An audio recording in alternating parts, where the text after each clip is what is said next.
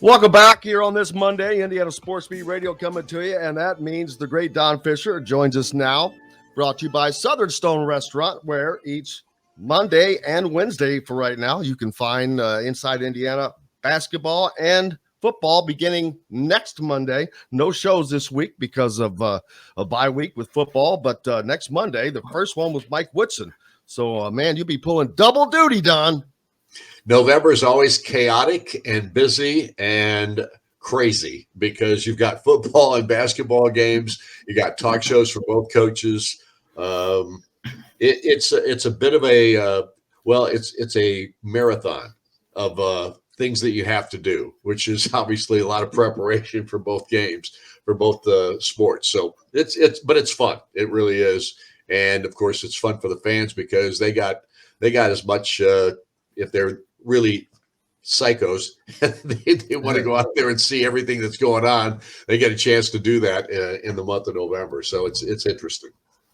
This past weekend, unfortunately, did not work out for Indiana football. It started out with a bang, man, and I wish we had the call right now to replay. It was a great call, but Indiana gets its first kickoff return for a touchdown since 2012, a decade. That's crazy. Well, Jalen Lucas is a dynamic football player. It's that simple. And this young man is, if he hangs around at Indiana, he's going to have a heck of a career because they need him. They need to utilize him, in my opinion, in different ways, just to get his hands on the football. And I don't mean running it up the middle. I'm talking about getting him in space, because when you get that guy in space, he is a dangerous commodity and one that Indiana can take advantage of, in my opinion. But the fact of the matter is, to get off to that kind of a start, then you score another touchdown on top of that in the first period because you move the football dramatically well down the field. Connor Bazelak takes it into the end zone on a run. You're up 14-0. And then everything starts to piddle away, is the best way to put it, I guess. Slow down. Nothing seems to work offensively. You do get a drive going in the second quarter with Cam Camper, a big part of that drive. And the next thing you know, he's on the sideline injured. And from that point forward, this football team looked like it just was out of gas. It just did not play the same way. The offense couldn't get anything going in the second half. 1, 2, 3 and out, 1, 2, 3 and out, 1, 2, 3 and out, punt. Honestly, it was very disappointing. And, it's frustrating. I can't conceive. I'm as frustrated as I am as a play-by-play guy. I can only imagine the frustration of the coaching staff, of the players. Everybody's frustrated. And, of course, the fan base, of course, is throwing up their hands, and it's over because the schedule is just so brutal the rest of the way. But they do have a bye week. This is a football program that needs it right now. They had so many players that came off the field with injuries in that ball game on Saturday. Rutgers is a tough football team, and we knew that going in. They're tough. They're physical. Greg Schiano is a coach that believes in physicality. I know that the NCAA has mandatory rules about how you can only tackle so many times, and we all know that Indiana will follow the rules right to perfection. But I guarantee you that these are programs, every place else, I guarantee you they are tackling.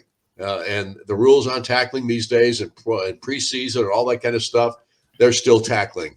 I don't give a, you can go anywhere. And I guarantee you, if you had the spyglass out there to take a look at these programs that are good football programs, they are hitting and they are tackling. In Indiana, we do it like they say to do it. It makes me wonder, Don, too, if Northwestern is kind of that same way, because I feel like Pat Fitzgerald is very by the book, and Northwestern's defense has taken a downward spiral dramatically since they imposed those rules. So just you bring up an interesting point, something I hadn't thought of. That's beside the point, though. Some of the things I noticed on that first touchdown drive when the offense was on the field, Don, I want to get your thoughts on this because you were up close and saw it. It looked like they were trying some new things.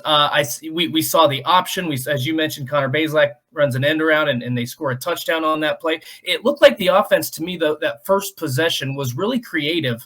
And I don't remember it being that creative the rest of the way. Now, I think Rutgers is really good at making adjustments, But that first offensive possession, it was like, okay, here we go.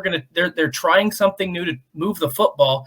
And then it seemed like almost they got a 14-point lead and they just tightened up. What did you see the same thing, or were they just unable to move the football because Rutgers made adjustments? Well, I assume this is an assumption on my part, but again, I would assume that Rutgers did make some adjustments and took some of those things away, perhaps. But if you remember, they had a very similar drive in the Maryland ball game where they had all kinds of creative type things that they did that were different and moved the football. They had the same thing happen against Michigan. They, with no change in the offensive line that we'd seen up to that point, and they did. So I don't know. I don't know what happens why all of a sudden they start being bogged down. I can't understand it either. So I'm not a coach. I'm not an X and O guy. Therefore, I don't know what they're trying to do or why they're not continuing to do some of those things. Maybe it's because it's taken away by the looks the defense gives them. I don't know. All I can tell you is I can tell you what I see, and I see that no longer is that kind of play taking place in the football game. It's all of a sudden it changes back to what we've seen in the past. This football team, in my opinion, should never go up the middle more than twice a game with a run game. I mean, literally.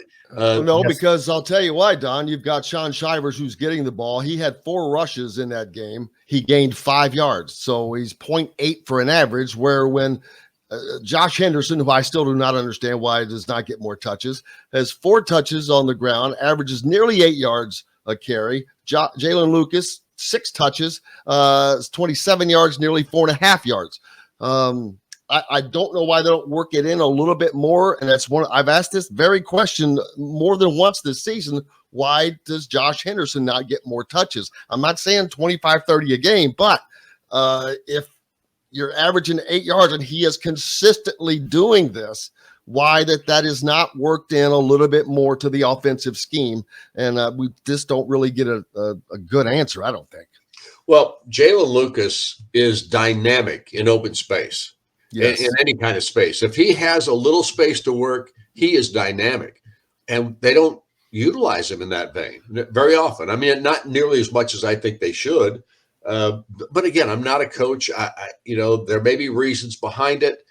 Look, I know he's probably not going to be a great blocker for the passing game. He's tiny. He's not a big guy in any way, shape, or form. I don't think he's afraid to block people, but he's just not. And that's not where his gifts lie. His gifts lie in space, where he has an opportunity to juke a guy and let him jump out of his shoes. He's special. And those are the kinds of things that you utilize a guy like that for, or you utilize him to take away, as long as he's out there, now that they know how dynamic he is, the defense. So they're going to try and take him away, but he could have him out there as a decoy. There are just things you can do in that vein. Again, I'm not a coach and I shouldn't be talking like I know what I'm talking about in that regard. But there are things you see and then you don't see. And you're sitting there going, why don't we see more of that and less of this? Unfortunately for the Hoosiers, and I'm just being real, the hopes for bowl eligibility are just really, really slipping away, if not have already done that. I mean, I'm just being honest. I don't expect them to beat Ohio State. I don't expect them to beat a Penn State who just had a big win this weekend. Going to Michigan State is going to be a gigantic challenge. And Purdue, maybe you've got a shot there since it's at home. I don't know. They just got crushed this weekend, but I know that they have this weekend or this week off, and no matter what, they have to show progress in some form on this offensive side, even the defensive side. They gave up more yards than they gained against Rutgers. So they have to show improvement to me. Well, there's no question about that. This week is also going to be, I think, hugely important to see if we can get some of these guys back physically. So there's going to be a rest involved for a lot of these guys. There's no question about that, especially the guys who have played a ton of snaps this year. I mean, we still don't have Cam Jones back, which is good as some of these other linebackers have played. Having him out there, I think, is crucial for this football team. And having lost him for the last, 4 weeks now, 3.5 weeks, 4 weeks, whatever it's been, I think has really hurt this football team defensively. Absolutely. At the same time, these other guys have stepped up and played well, but we still see too many mistakes, too many missed tackles on defense.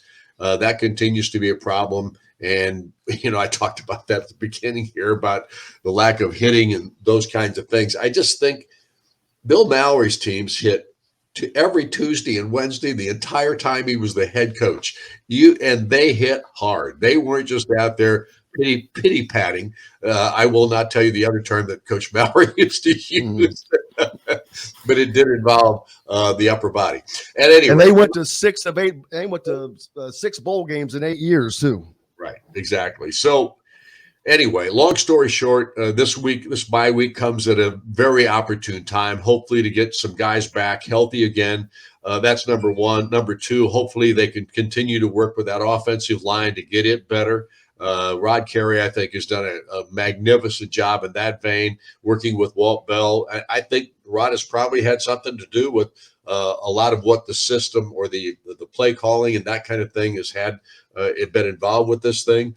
But they just have to sustain things. They've got to get better in sustaining and consistency with their plays. I guess I was most surprised by Dustin and Don is just the second half. It wasn't even just the second half. It was, I guess, the second, third, and fourth quarters. They just had nothing. It was just a big goose egg for the offense. They just couldn't do anything. I know the field position was not great, but man, they just could not put together a sustained drive. Yeah. Well, go ahead, Dustin. I was going to say, and not only that, but they put their defense in a bad spot because of the pick six. So you're playing behind there. It's just, I don't know, when you can't run the football and the other team knows that, they can then hone in on the pass. And I just feel like that's the kind of adjustments teams are making later in games. They say, okay, well, Indiana's not going to be able to run no matter if we have a 3-man front, a 4-man front. We could do a 1-man front, and they may not be able to run the football. So I just think that they've got to be more creative. I want to see more of those drives, even if they don't work at 3 and 5 right now. What do you have to lose? Put more of those drives we've seen in the Maryland, Michigan, and Rutgers game together. If you score, great. If you turn the ball over, I mean, like I said, at this point, you have nothing to lose. Nobody's going to pick you to win a game the rest of the season. Have some fun with it and try to get some of those guys done that you mentioned, Jalen Lucas, Josh Henderson. Try to get those guys the ball, experience heading into. I know I'm cutting the season short here, but at least get them some experience, some good snaps, and try to make some improvements the rest of the way. No question. Because Indiana's remaining schedule, Don, of course, as you know, they host Penn State, but then they travel to Ohio State, travel to Michigan State, and then you host Purdue. So there's nothing easy about the rest of this year. So, and there's, like Justin said, you've got nothing to lose. So let it out there. But I think that they've gotten a little conservative, not with throwing the ball, but being able to mix it up and getting these guys involved. Get them involved. There's no way you cannot run against every freaking team that you play. I just look at these stats and I'm like, there's no way you cannot run the ball against Rutgers. Rutgers hasn't beaten anybody, but yet they couldn't. And I don't understand that. It's just mind-boggling to me. Well, Rutgers, here's one thing I will tell you, and this is just a fact. Rutgers' defense is the strength of their football team, and they are very good against the run, and they have been all year long. So that was going to be a tough sell no matter what if Indiana was going to be able to run the football. But not to be able to do it any better than they did is what is the problem, because you can't look, if you've got a guy like Jalen Lucas. Look what they did with Aaron Cruikshank, what Rutgers did with Aaron Cruikshank. They ran him at least 6 times on a jet sweep, maybe 7 times. He averaged 12.8 yards a carry, Don. Well, and granted, they stopped him several times, but they also those are good. Exactly. Yeah. So the point is, first down. It's a first down every time. So you've got a guy like Jalen Lucas that you can utilize in that same vein. Why aren't you running that jet sweep? Maybe they practice against it and they're pretty good against it defensively. But hey, that's a weapon that you can try to utilize. And if he breaks it just one time, you've got yourself another 6 points. So anyway, long story short, and we're again trying to coach here, and we're not coaches, but at the same time, you can see certain things. And I've always said, look, I'm not a coach, and I don't know a thing about X's and O's, but I know what I see, and we're not seeing enough, as Dustin put it, creativity, I don't think, in this football team.